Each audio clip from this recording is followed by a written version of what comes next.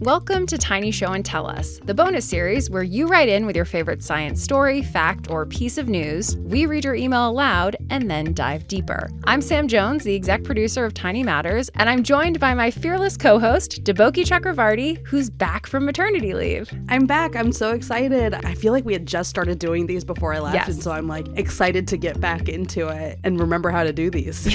Yeah, we'll figure it out. Yeah, I'm a little rusty, listeners. Please have patience. Before we get into things, just a reminder that Tiny Matters is always looking for you to write in because that is what makes future episodes possible. You can email us at tinymatters@acs.org or click the Google form link that we put in the episode description. So let's go then. Let's start. Let's do this.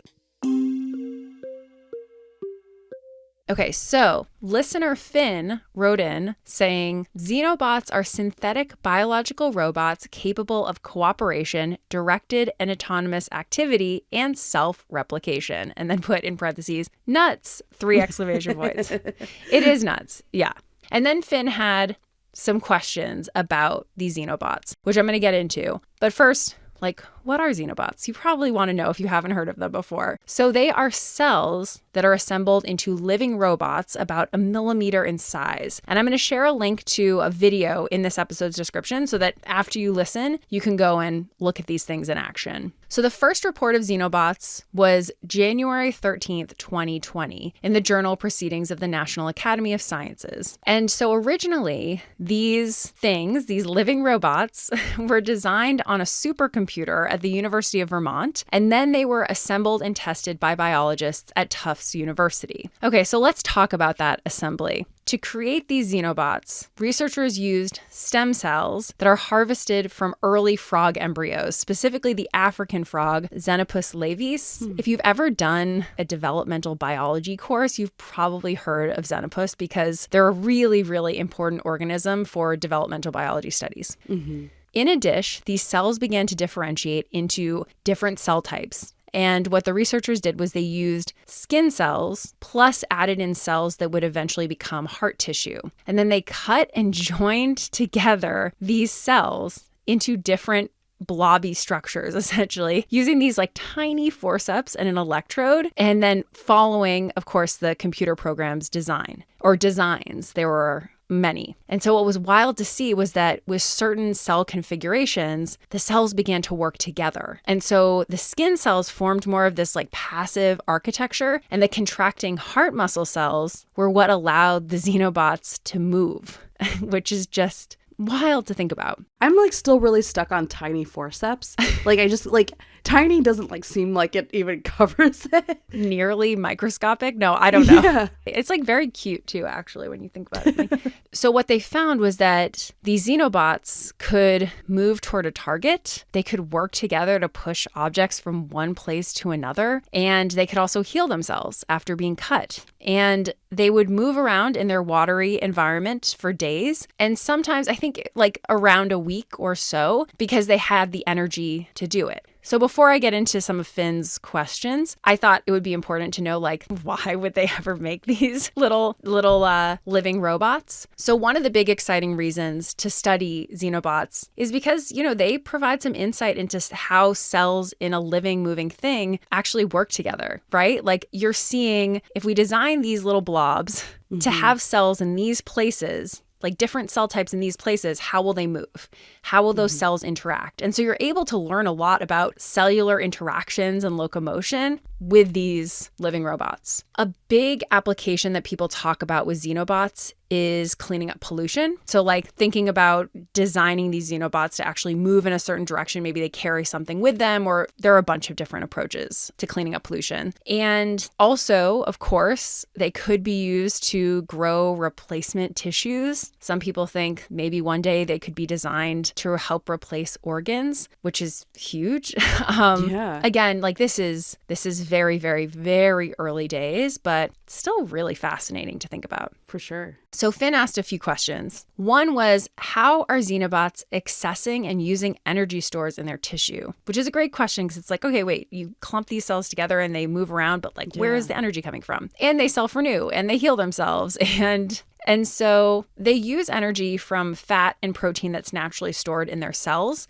And actually, embryonic energy stores are pretty high. So that store of what's ultimately energy lasts about a week, and then the cells die. But apparently you can keep them in what I saw referred to as a soup of nutrients, and they can last for months.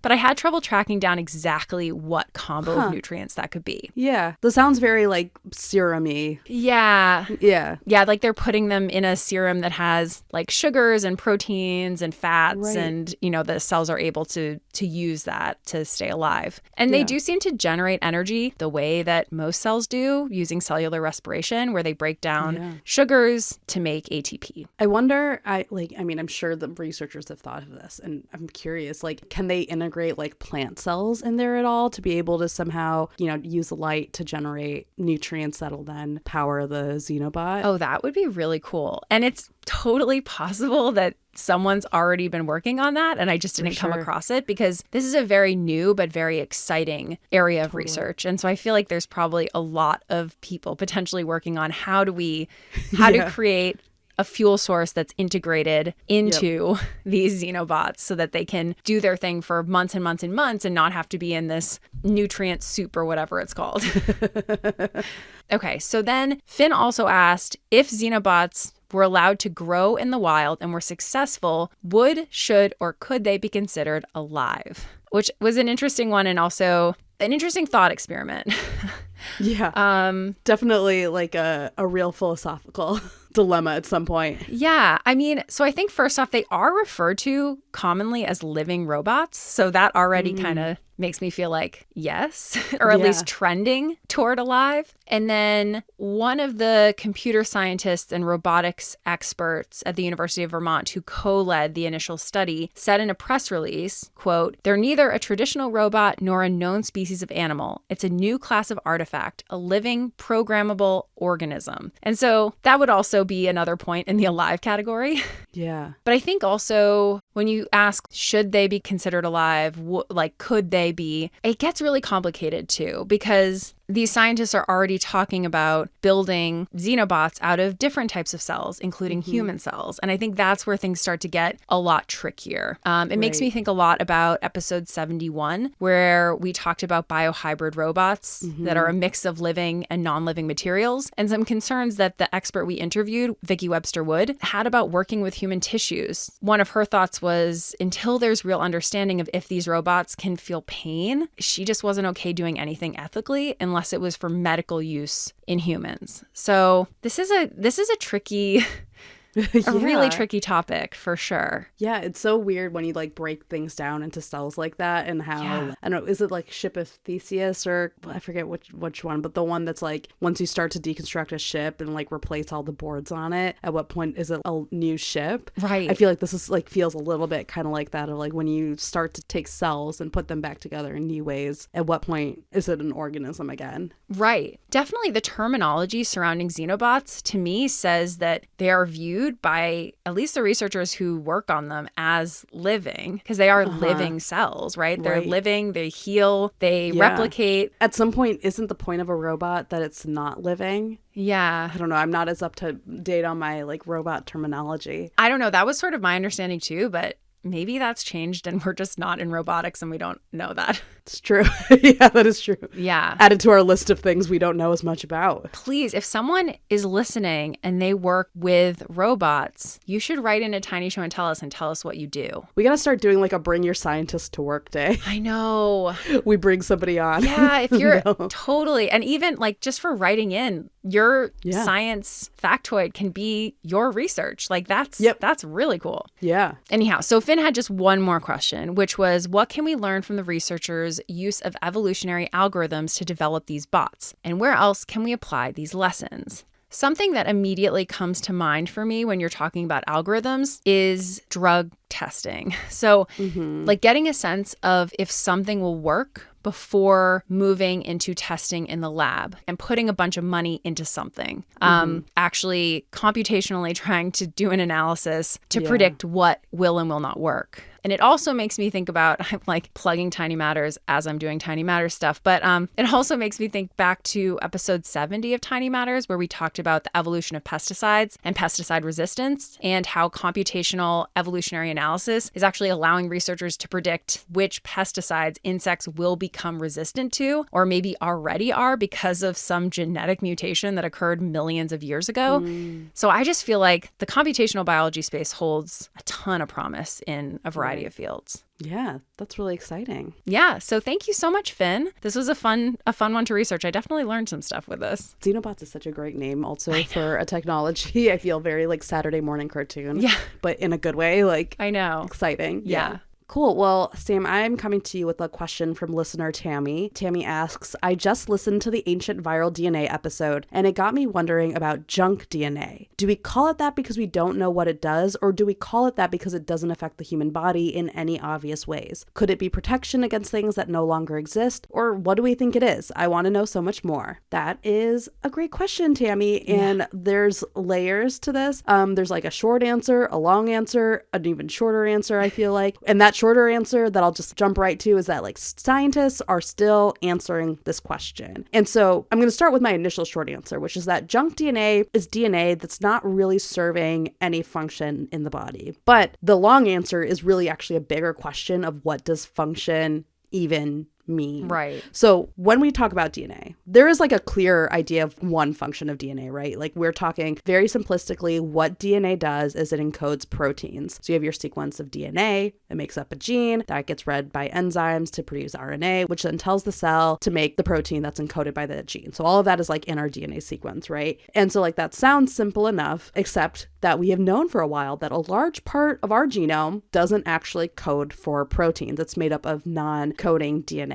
And so that's interesting, right? Like how do you end up with DNA that doesn't encode a protein? So there's a few things, but one thing that's also important to remember about DNA is that when it gets replicated, mistakes can happen, and that can introduce mutations that get passed down as like cells replicate and so on. And so while the idea of junk DNA has been around since at least the 1960s, credit for the term usually goes to a scientist named Susumu Ono. In 1972, he wrote a paper called So Much Junk DNA in Our Genome to talk about the fact that in a genome like ours, where you have multiple copies of a gene, some of those copies might have gotten mutated to the point where they're no longer actually encoding a functional protein, and those are called pseudogenes. So that's one example where you can end up with DNA that's not actually functional. But over the decades, there's more evidence that our genome has a lot of DNA that's not coding anything. And so in 2012, there was a project called the Encyclopedia of DNA Elements, or ENCODE for short.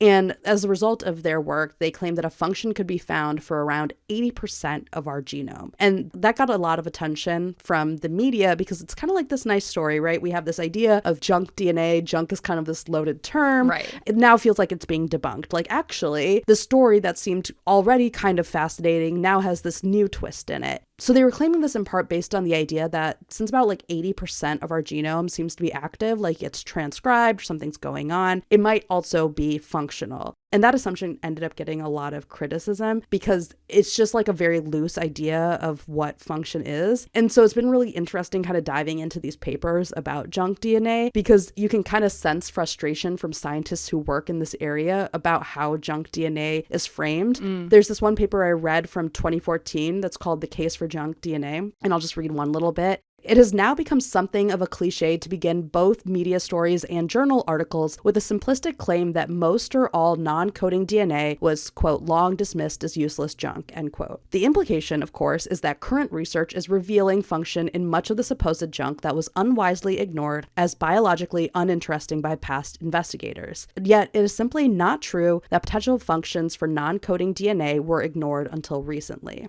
So I just like love that. I always love when scientists are mad. I don't like it when they're mad at me, but I love it when they're mad and they're just like explaining their field to people. Yeah. They're like writing an opinion piece and they're They're out to make a point. They sure are.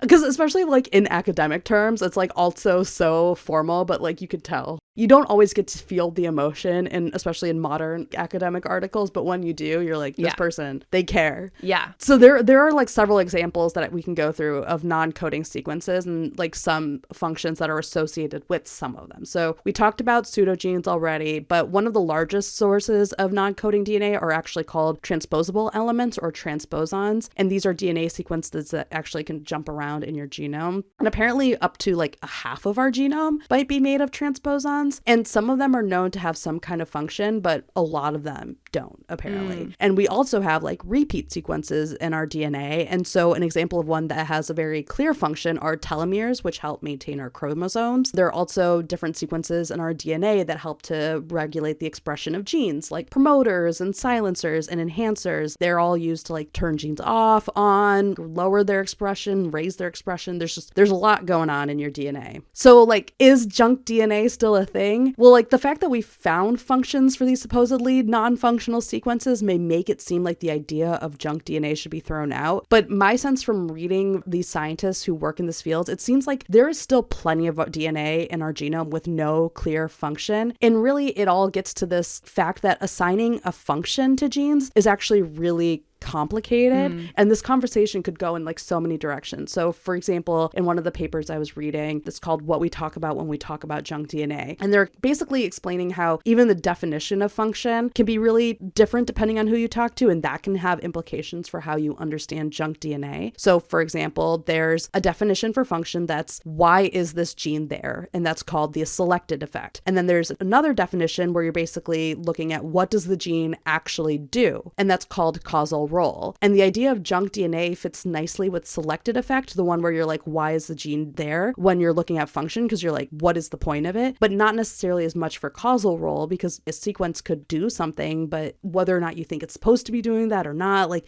it just gets really messy. Yeah. And I've seen this debate in papers get really, really granular. There's like some scientists who are like pushing to introduce new terms like spam DNA to talk about the way that some DNA just doesn't seem to be subject to positive selection. I really actually love that term. It's great, right? And even in the paper, they're like, again, maybe the junk DNA people are just like really fun to read, because they are like, we know that this term may not pick up steam, but we want to introduce it anyways. Like they're basically writing that in the paper. Right. I was like, that's great. I love that. So yeah, it's just like a very long way to say like scientists are still figuring it out. Thank you for diving so deep into it, because I think, yeah, it's complex. Thank you, Tammy, for writing in about that, because it's kind of fun too to think about. Yeah it's fun when like you think you already have a messy narrative but like you realize that actually the messy narrative is a little too clean because it's even more complicated. Yeah, fascinating.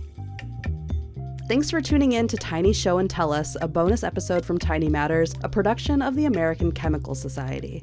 To be featured in a future episode, send us an email with your tiny show and tell at tinymatters@acs.org, or click the Google form link in this episode's description. We'll see you next time.